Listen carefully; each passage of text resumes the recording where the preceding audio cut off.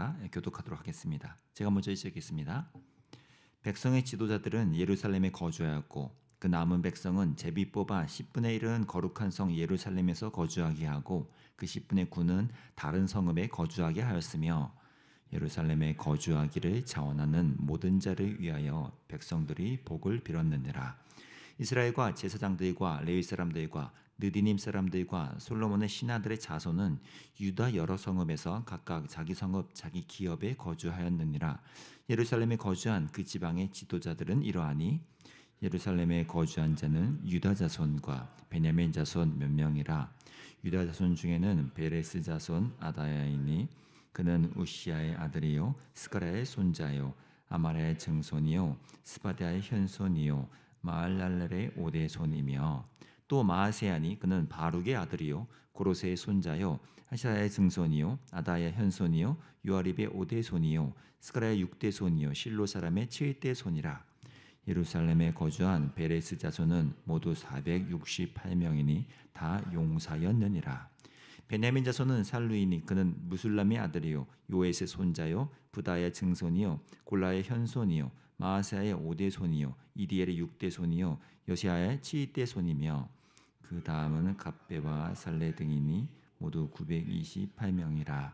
시그리의 아들 요엘이 그들의 감독이 되었고 하스노아의 아들 유다는 버금이 되어 성읍을 다스렸느니라. 제사장 중에는 요아립의 아들 여다야와 야긴이며 또 하나님의 전을 맡은 자 스라야이니 그는 히기야의 아들이요 무술람의 손자요 사독의 증손이요 무라요스의 현손이요 아이두의 오대손이며 또 전에서 일하는 그들의 형제니 모두 822명이요 또 아다야이니 그는 여로함의 아들이요 블라의 손자요 암시의 증손이요 스가랴의 현손이요 바수울의 오대손이요 말기야의 육대손이며 또 그 형제의 족장된 자인이 모두 242명이요 또 아마세이니 그는 아사렐의 아들이요 아으세의 손자요 무실레못의 증손이요 임멜의 현손이며 또 그들의 형제의 큰 용사들이니 모두 128명이라. 하그돌림의 아들 삿델이 그들의 감독이 되었느니라. 레위 사람 중에는 스마야이니 그는 하수습의 아들이요 아스리감의 손자요 하사바의 증손이요 분리의 현손이며 또 레위 사람의 족장 삽브데와 요사바시니 그들은 하나님의 전 바깥 일을 맡았고 또 아삽의 증손 삽디의 손자 미가의 아들 mat다냐이니 그는 기도할 때 감사하는 말씀을 인도하는 자가 되었고 또 형제 중에 박부갸가 버금이 되었으며 또 여두둔의 증손 갈랄의 손자 삼무의 아들 압다니 거룩한 성의 레위 사람은 모두 284명이었느니라. 성 문지기는 악국과 달몬과 그 형제이니 모두 172명이며 그 나머지 이스라엘 백성과 제사장과 레위 사람은 유다 모든 성읍에 흩어져 각각 자기 기업에 살았고 느디님 사람은 오벨에 거주하니 시아와 기스바가 그들의 책임자가 되었느니라. 노래하는 자들인 아삽 자손 중 미가의 현손 mat다냐의 증손 하사바의 손자 바니의 아들 우시는 예루살렘에 거주하는 레위 사람의 감독이 되어 하나님의 전 일을 맡아 다스렸으니 이는 왕의 명령대로 노래하는 자들에게 날마다 할 일을 정해 주었기 때문이며 유다의 아들 세라의 자손 곧 무세사벨의 아들 부다히야는 왕의 수하에서 백성의 일을 다스렸느니라. 아멘. 느헤미야라는 리더를 중심으로 예루살렘 성벽 재건은 수많은 방해 속에서 52일 만에 잘 완성된 이후입니다.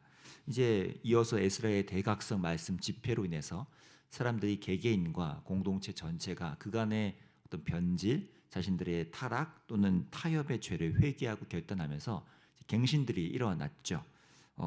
어제 본문에서는 바로 그런 회개의 실제성을 아예 못 받기 위해서 공식적인 어떤 선언과 계약을 스스로 맺어서 우리는 이러이러하겠노라고 하나님 앞에 선언하는 것을 우리가 보았습니다. 이제 남은 건 뭐겠습니까? 그런 여러 어떤 성벽 완성이라는 미션 수립 그리고 어떤 선언 뭐 이런 것을 넘어서 이제는 몸으로 실제로 삶으로 보여줄 때이죠. 이제껏 자신들이 말로 결단했던 것들이 실제 어떻게 나타나는가의 첫 번째 문턱이었습니다. 우리가 이런 재건과 공사를 다 마쳤다고 해서 자 이제 끝났으니까 손 털고 각각 집으로 돌아가자라고 한다면 그 예루살렘이라는 도시는 어떻게 되겠어요? 이미 엄청난 기간 동안 거의 140년 가까이 예루살렘 도시는 거의 황폐하게 놓여져 있었기 때문에 성벽 성전 재건했다고 해서 달라지는 건 건물이 세워졌을 뿐이지 도시는 그냥 똑같이 휑한 거예요. 거의 그냥 박물관처럼 웡웡 소리만 울리고 사람들은 없다면 그 도시는 의미가 없죠.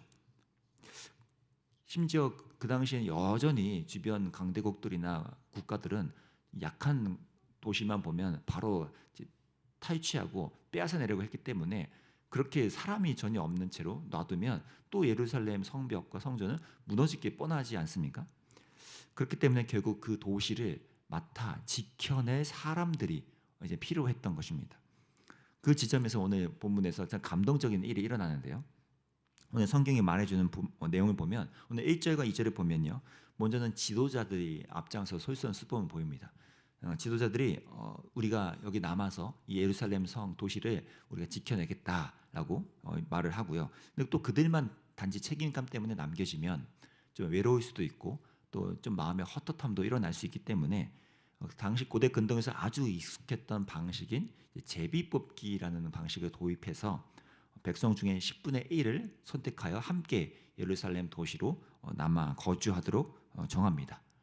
그러면서도 2절 말씀처럼 자원해서 제가 예루살렘에 남도록 하겠습니다 라고 자원하는 이들까지 해서 지금 예루살렘에 남겨진 이들이 있었다라는 거예요. 이게 뭐 말처럼 글자처럼 이렇게 쉬운 순종은 아닌 거겠죠. 왜냐하면 각자 자기들 원래 삶의 터전이 있을 테고요. 자기 고향 땅, 자기 집에서 하던 애들 그런 게 있었을 텐데 뭐 하루아침에 이쪽으로 이사해서 여기서 산다는 건 이 말처럼 그게 쉬운 게 아니라는 거죠. 과연 그 당시 사람들이 어떤 마음이었을까? 그리고 이것이 그냥 예루살렘에 남는다는 게 몸뚱이만 남아있는다는 뜻이 아니고 이 도시에서 그런 뭔가를 해야 된다는 걸 텐데 그것에 오는 막중한 책임감도 있었다는 거죠.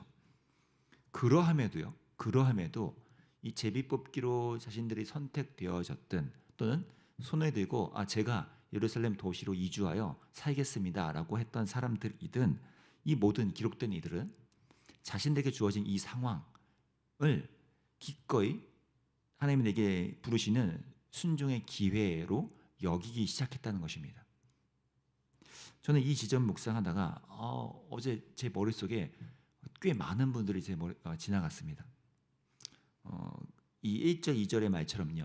막 100% 자원함으로써이든 그렇지 않아도 공동체적인 어떤 약속과 권면과 이끌어짐에 의해서이든 하나의 순종으로 내게 맡겨진 하나님 나라라는 한 구석을 빛나게 하셨던 분들이 떠올랐고요. 또 실제 그분들이 그 자리에 계셨기 때문에 아름다운 열매들이 계속해서 맺어졌던 것을 다시 한번 기억하게 됐습니다. 그분들도 그냥 쉽게 결정한 건 아닐 텐데 그분들은 결국 그 주어진 상황에서 하나님이 나를 이 자리로 부르시는 것 같다 라는 것으로 순종의 기회로 삼으셔서 그 자리에 쓰셨더니 실제 그 하나님 나라에 놀랍게 쓰임 받으셨고 하나님도 그분들을 통해서 일을 하셨더라는 걸. 그리고 더 놀랍게 했던 건 그런 분들이 하나같이 다 자신들이 주어진 소명적 역할에 대해서 내세움 없이 겸손하게 하나님 부르셨으니 저는 이 자리에 있습니다라고 덤덤히 말씀하시더라는 거죠. 내게 주어진 것을 억지로 또는 불편하게 원망하거나 거절하거나 하지 않다라는 거예요. 물론 그러한 분도 있었습니다. 제 머릿속에 스쳐간 분들 중에는 거꾸로 그것을 막 부담스럽게 여겨서 그냥 너무 싫다고 그냥 그것은 나한테 적절하지 않다고 또는 나는 그 방식으로 하지 않고 내 방식으로 하겠노라 또는 내가 어떻게든 괜찮은 신앙인으로서 잘 살고 있음을 보이려고 또 애쓰시는 분들도 많이 보았습니다. 근데 오늘 본문에 열거되는 이들은 전자에 속하는 분들인 거예요. 성전에 맡아 돌볼 사람으로서 뽑혀진 이 사람들 또 자원하였던 이 분들은 각자 붙여진 역할들 뭐 성전을 지키는 분도 계셨고요. 성 문지기로 또 예배 인도자들로 또 예배 인도자를 섬기는 이들로 또 여러 보이지 않는 행정적인 역할을 감당하는 이들로 이들이 다 각자 역할을 했다고 오늘 쭉 그 이름들을 열거하고 있습니다. 마치 우리가 뭐 스포츠 이런 데 보면 명예의 전당에 오르는 이들처럼요. 이들은 지금 이러한 명예의 전당에 오른 사람들처럼 성경이 자세히 그들의 이름을 읊어내면서 저와 여러분이라는 성도들에게 그분들의 순종의 이름들을 하나하나 소개하고 있는 장면 같은 거죠. 과연 나는 지금 이 본문의 이름들처럼 하나님과 사람들 앞에서 겸손과 순종으로 그 부르신 자리에 아름답게 서 있는 신앙이 있는지 또는 반대편에 가까워져 있는지 한번 돌이켜 봐야겠다라는 생각을 저 먼저 하게 되었습니다. 이 상황이 아까 말씀드린 140년 동안 황폐했던 곳에 덩그러니 다시 한번 뭔가 새롭게 시작해 나간다는 것이 얼마나 어렵습니까?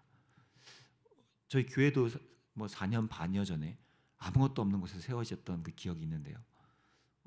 또 한 번 이 교회를 섬기기 위해서 곳곳에서 자신의 부르심으로 여기시고 순종의 자리에 계시는 성도님들이 또 많이 떠올랐습니다. 1년, 2년, 또 길게는 3년, 4년 계속해서 그 한 자리를 지키시던 우리 성도님들의 모습과 이름들이 떠올랐고요.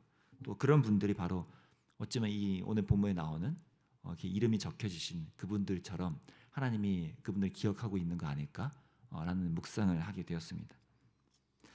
참 이런 사람들의 소중함, 예루살렘 재건, 뭐 성벽의 보수, 뭐 어떤 결단, 뭐 이런 것도 참 의미 있고 당연히 큰 전환점인데 결국 그것을 아름다운 하나님 나라의 백성들이 함께 이루어 나가는 것이 이 땅의 교회의 모습인 것처럼요.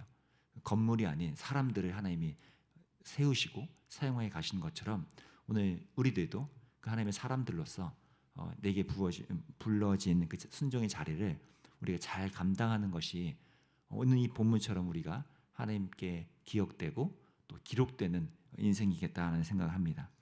저와 여러분이 또 각자가 부여받고 또 부름받은 자리가 있을 줄 압니다. 꼭 교회에서 어떤 섬김이 아닐지언정요.